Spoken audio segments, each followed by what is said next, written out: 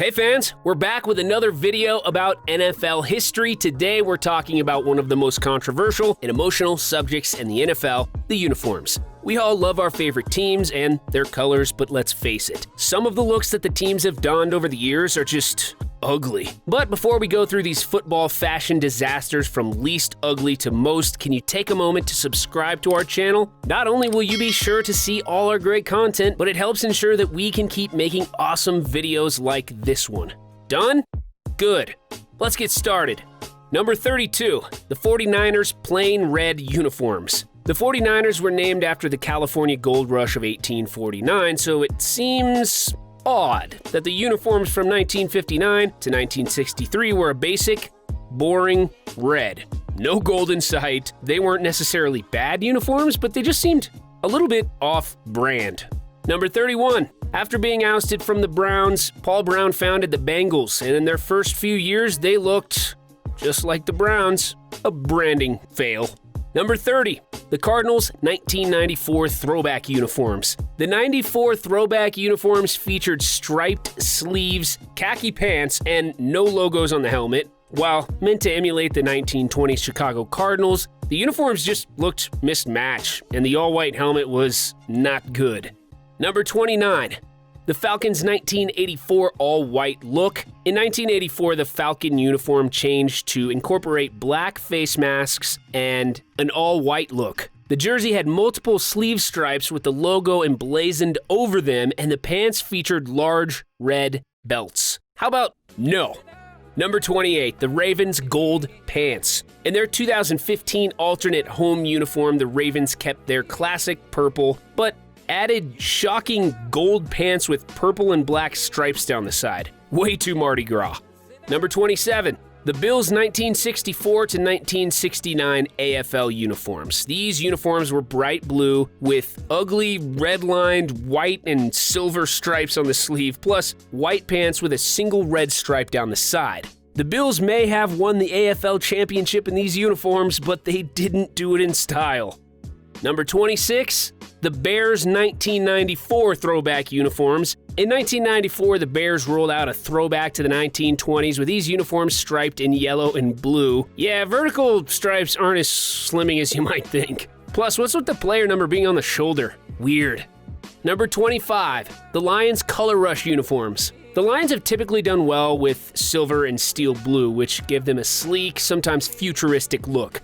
But the 2017 Color Rush abandoned all that in favor of a boring gray jersey with the Lions word mark emblazoned in blue stripes along the sleeves. The helmets blended right into the jersey and featured a fat blue stripe with two thin outer lines. And did we mention that the pants and the socks were gray too? Just blah. Number 24, the Packers' throwback uniforms. The Packers have long been known for their striking green and gold combination, but in 1997, they debuted their throwback uniforms that reflected the 1929 navy blue and pale gold look.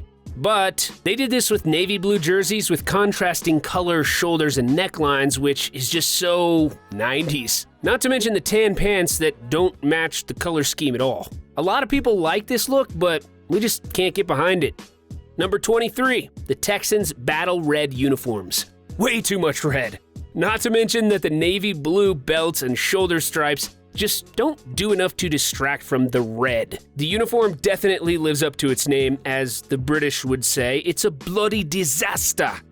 Number 22, the Colts throwback uniforms. Can we make it a rule to not have predominantly white uniforms? There's just nothing visually interesting about these 1950s throwback uniforms. And the designer had to top it off all with blue helmets that didn't even match the blue accents on the jerseys and pants. Looks like whoever designed these uniforms was colorblind. Number 21, the Chiefs' 2013 uniforms. The Chiefs are known for their red and white uniforms with yellow accents, and usually they strike a balance. So in 2013, fans were surprised to see the red jerseys come out atop red pants in a game against the Cowboys. Maybe we're being a little nitpicky, but that was just too much red. Number 20, the Chargers' 1992 uniforms. These uniforms kept the distinctive lightning bolt insignia but included an all-navy look, from the helmets down to the pants. The effect was that the uniform looked like a knockoff superhero rather than a football player. Please, add some white and powder blue back in there. Number 19, the Vikings 1962-65 away uniforms. The purple is the Vikings signature color, which is why switching it from their jersey to their pants was an odd choice. Yet a white jersey with purple pants was their away uniform in the mid-60s. Thankfully, the designers came to their senses and the Vikings have donned the purple jerseys ever since. Number 18, the Saints 2011 alternate uniforms. The Saints have always had pretty nice uniforms. Their designers know how to balance gold with other colors, but in their 2011 alternate uniforms, the Saints had a very different look. In a throwback to their black jerseys from the 60s and 70s, the uniforms had yellow pants, black jerseys with fat gold stripes and gold helmets. The gold looked more like cheap jewelry than a classy uniform. Nope.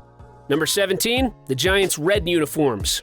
When will the NFL uniform designers learn that bright red is to be used in moderation? The Giants' 1954 jerseys were nothing but red. There weren't even any ugly stripes to redeem them. It's like color just punches you in the face. Number 16, the Jets' throwback uniforms. In 2011, the Jets debuted their 1960-62 throwback uniforms in an homage to their predecessors, the Titans of New York. The thought was nice, but the uniforms were not. Perhaps it was the yellow pants that clashed with the dark blue-gray jerseys. Perhaps it was the dark gold numbers that didn't match the pants. Perhaps it was the bold navy racing stripes outlined by white outer lines. It was all just ugly. Number 15.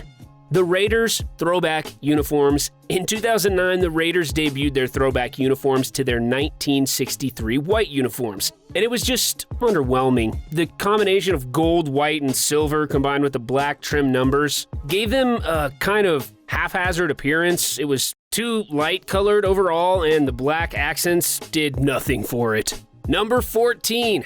The Redskins throwback uniforms. There's an issue with throwback uniforms because so many of them pay homage to, let's face it, ugly designs. Thinking back to their uniforms from the 1930s, the Redskins showed up in a horrific combination of burgundy and yellow, plus gold helmets and numbers. It all looked very high school. Definitely not worthy of the NFL.